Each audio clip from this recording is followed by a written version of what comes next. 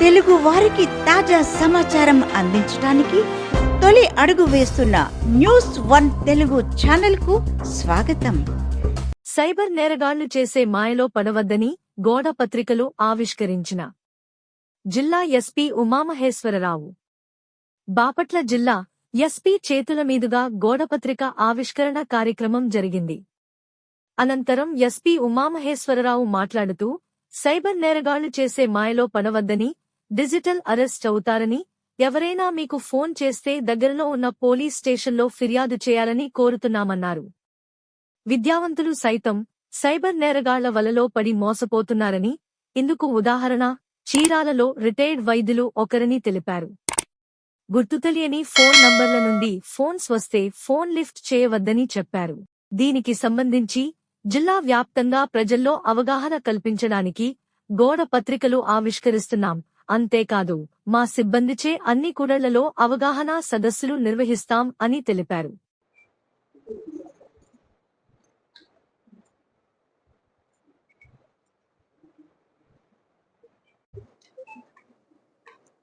బాపట్ల జిల్లా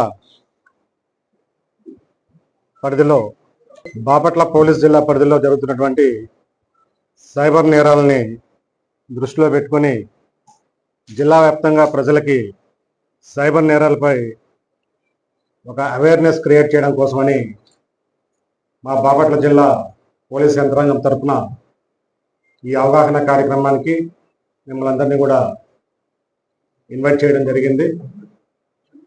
మీ ద్వారా జిల్లా ప్రజానీకానికి సమాజంలో జరుగుతున్నటువంటి సైబర్ నేరాలు, ఏ టైప్ ఆఫ్ సైబర్ నేరాలు జరుగుతున్నాయి, ప్రజలు ఏ విధంగా మోసగింపబడుతున్నారు, ఎటువంటి జాగ్రత్తలు తీసుకోవాలి, సైబర్ నేరగాలు ఈ నేరాలు చేసే క్రమంలో ప్రజల్ని ఏ విధంగా మభ్యపెడుతున్నారు, ఇన్సిడెంట్ జరిగే సమయంలో కానీ ఇన్సిడెంట్ జరిగిన తర్వాత కానీ ప్రజలు ఇమీడియట్గా ఎటువంటి చర్యలు తీసుకోవాలి, అప్రమత్తంగా అటువంటి నేరాలకి గురి కాకుండా అప్రమత్తంగా ఉండడానికి ఎటువంటి ప్రయత్నాలు చేయాలి అన్న విషయాలన్నింటినీ కూడా జిల్లాలో ఉన్నటువంటి అందరి ప్రజానికానికి అవగాహన కార్యక్రమాలు జిల్లా వ్యాప్తంగా మా పోలీస్ సిబ్బంది తరఫున అనేక స్కూల్స్లో కానీ కాలేజెస్లో కానీ ముఖ్యంగా మధ్య వయస్కులు, ఓల్డ్ ఏజ్ సిటిజన్స్ ఎవరైతే ఉన్నారో వాళ్ళ లక్ష్యంగా జరుగుతున్నటువంటి ఈ నేరాల పట్ల సమాజంలో ఉన్నటువంటి అన్ని సెక్స్ ఆఫ్ పీపుల్కి అవగాహన కలిగించే విధంగా మేము మా యొక్క అవగాహన సదస్సుల్ని ఈరోజు మొదలు కంటిన్యూస్గా జిల్లా వ్యాప్తంగా ఆర్గనైజ్ చేయడం జరుగుతుంది.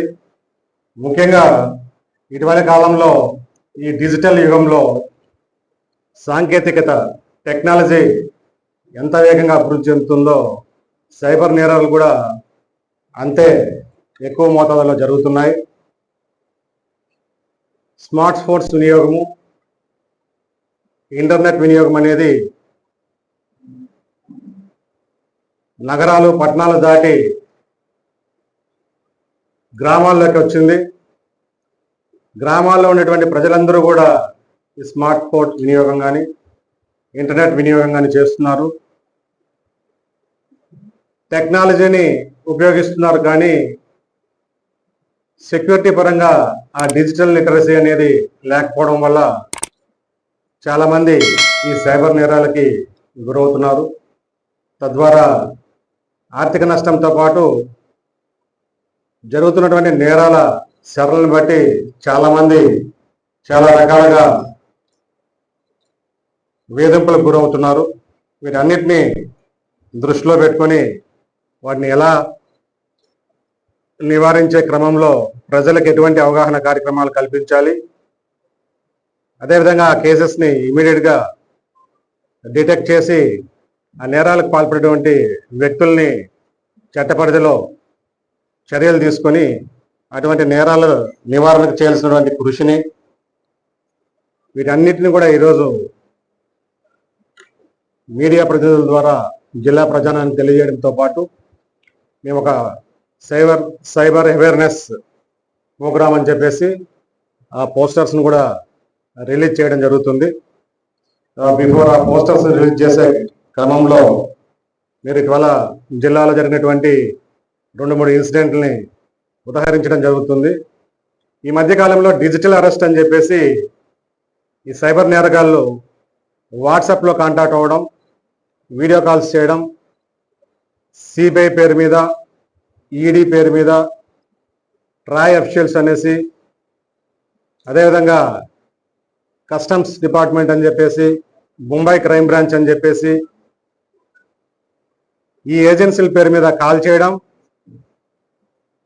మీరు మనీ లాండరింగ్ కేసుల్లో మీ యొక్క బ్యాంకులు లేదా మీ యొక్క ఫోన్ నెంబర్లు వినియోగింపబడ్డాయనేసి, మీ యొక్క ఖాతాల్లోకి మనీ లాండరింగ్ సంబంధించినటువంటి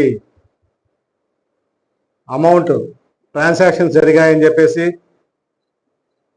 లేదు మీ పేరు మీద ఉన్నటువంటి సిమ్స్ పేరు మీద ఉన్నటువంటి మీ వివరాల ద్వారా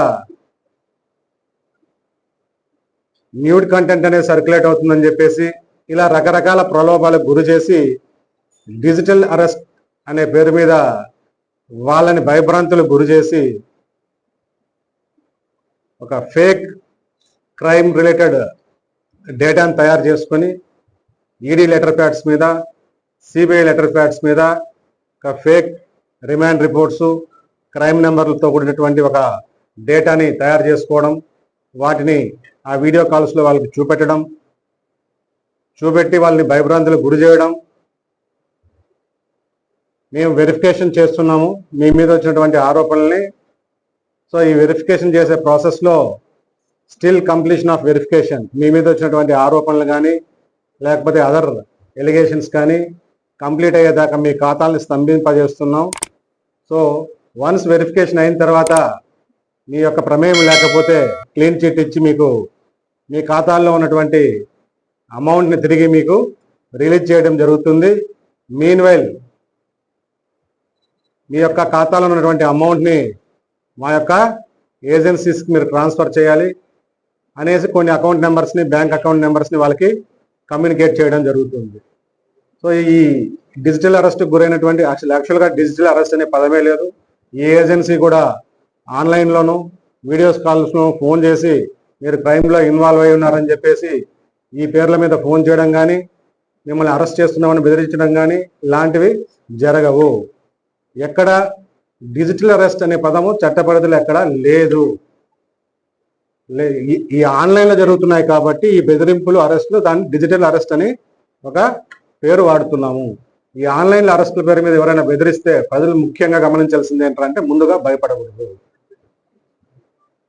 ఇమీడియట్లీ అనుమానం వచ్చినటువంటి వెంటనే ఎవరైనా సరే ఈ పేర్లు వాడి సిబిఐ, ట్రాయ్,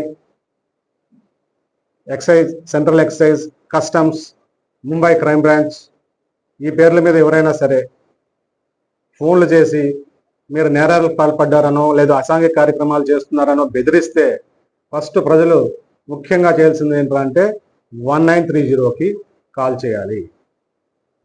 1930 కాల్ చేస్తే ఇమీడియట్గా అక్కడ ఉన్నటువంటి హెల్ప్ డెస్క్, సైబర్ రిలేటెడ్ నేరాలకు సంబంధించినటువంటి హెల్ప్ డెస్క్ ఇమీడియట్గా రెస్పాండ్ అవ్వడం జరుగుతుంది.